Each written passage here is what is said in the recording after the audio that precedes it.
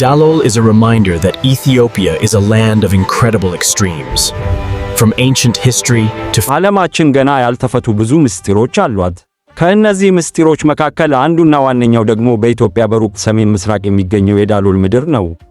ብዙዎች ቦታውን በሙቀቱ ብቻ ያውቁታል፣ ነገር ግን ሳይንቲስቶች ይህ ቦታ ምድርን አይመስልም ይላሉ። ዛሬ ስለ ዳሎል ብዙዎች የማያውቁትን 5 አስገራሚ እውነታዎች ይዘንላችሁ ቀርበናል። Ethiopia, in a way, serves as the world's gateway to the cosmos due to its unique geological features. የመጀመሪያው ሳይንሳዊ ግራ መጋባት ሳይንቲፊክ ሚስተሪ ነው። ዳሎል በባህር ጠለል በታች 125 ሜትር ዝቅ ብሎ የሚገኝ ቦታ ነው። እዚህ ቦታ ላይ የሚገኙት የውሃ ገንዳዎች እጅግ በጣም አሲዳማ ናቸው። ይሁን እንጂ አስገራሚው ነገር ሳይንቲስቶች በዚህ ውሃ ውስጥ ምንም አይነት ሕይወት ያለው ነገር ባክቴሪያ እንኳ ማግኘት አለመቻላቸው ነው። ውሃ ባለበት ሕይወት አለ የሚለውን የዓለም ሳይንስ ሕግ የገሸለጠ ብቸኛው የዓለማችን ቦታ ዳሎል ሳይሆን አይቀርም ተብሎ ይታመናል። ሁለተኛው አስደናቂ እውነታ የጁፒተርና የዳሎል መመሳሰል ነው። ወደ ዳሎል ሲገቡ የተለየ ፕላኔት ላይ ያሉ ነው የሚመስለው። ናሳና ሌሎች የጠፈር ምርምር ተቋማት ይህንን ቦታ በመሬት ላይ ያለችው ማርስ ይሏታል። ምክንያቱም የቦታው ቀለሞች፣ የሚወጡት መርዛማ ጋዞችና የጨው ድንጋዮቹ ቅርጽ በጠፈር ላይ ከሚገኙት ፕላኔቶች ጋር ተመሳሳይነት ስላላቸው ነው። ለዚህም ነው የጠፈር ተመራማሪዎች ወደ ማርስ ከመሄዳቸው በፊት እዚህ ኢትዮጵያ መጥተው ምርምር የሚያደርጉት። በሶስተኛ ላይ የምናገኘው የቀለማቱ ድግስ ነው። በቪዲዮው ላይ እንደምትመለከቱት ቀለሞቹ ሰው ሰራሽ ይመስላሉ። ነገር ግን እነዚህ ቢጫ፣ አረንጓዴና ቀይ ቀለሞች የተፈጠሩት ከምድር ወለል ስር በሚፈሉ ማዕድናት ነው። የፖታሽ፣ የሰልፈርና የጨው ክምችቶች ከከርሰ ምድር ውሃ ጋር ሲገናኙ እንዲህ ያለ ድንቅ ውበት ይፈጥራሉ። ይህ ቦታ በዓለም ላይ በየቀኑ መልኩን የሚቀይር ብቸኛው የተፈጥሮ ስዕል ነው ቢባል ማጋነን አይሆንም።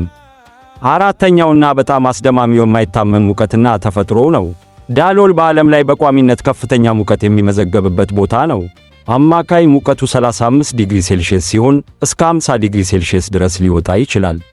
ነገር ግን በዚህ ግለት ውስጥ እንኳን ተፈጥሮ የራሷን ሕንፃዎች ሰርታለች። የጨው ተራራዎቹ እንደ እንጉዳይ ያደጉ ይመስላሉ፣ አንዳንዶቹ ደግሞ እንደ ቀጭን ሻማዎች ቆመው ይታያሉ። አምስተኛውና ሌላኛው ድንቅ የተፈጥሮ ምስጢር የጥቁር ተራራ ምስጢር ዘብላክ ማውንቴን ሲሆን በዳሎል ቢጫና አረንጓዴ ቀለሞች መካከል በድንገት አንድ ጥቁር ተራራ ይጋፈጣቸዋል።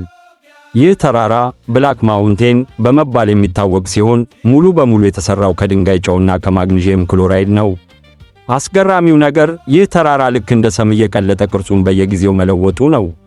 አንዳንድ የጂኦሎጂ ተመራማሪዎች እንደሚሉት ይህ ተራራ በውስጡ እጅግ በጣም ከፍተኛ ግፊት ስላለው ወደፊት ትልቅ ለውጥ በቦታው ላይ ሊያመጣ ይችላል ተብሎ ይጠበቃል። የጨው ተሳፋሪዎችና የሰው ልጅ ጽናት በዚህ ገሃነማዊ ሙቀትና መርዛማ አየር ውስጥ ለዘመናት የቆየ አንድ የንግድ መስመር አለ።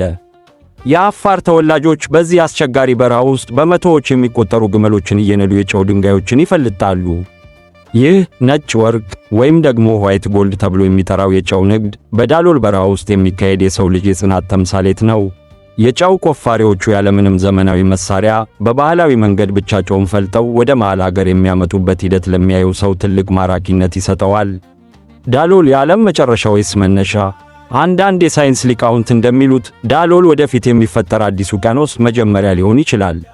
የአፍሪካ ስምጥ ሸለቆ እየተሰነጠቀ በመሆኑ ከሚሊዮን ዓመታት በኋላ ቀይ ባህር ይህንን አካባቢ ሊያጥለቀልቀውና አዲስ ደሴት ሊፈጥር እንደሚችል ይገመታል። ስለዚህ ዛሬ የምናየው ዳሎል ወደፊት ለሚመጣው አዲስ የዓለም ካርታ መነሻ ሊሆን ይችላል ማለት ነው። ኢትዮጵያ የሰው ልጅ መገኛ ብቻ ሳትሆን እንዲህ ያሉ ዓለምን የሚያስደንቁ የተፈጥሮ ምስጢሮችን ማከማቻ ናት። ዳሎልን መጎብኘት ማለት ሌላ ፕላኔት ላይ እንደመሄድ ይቆጠራል።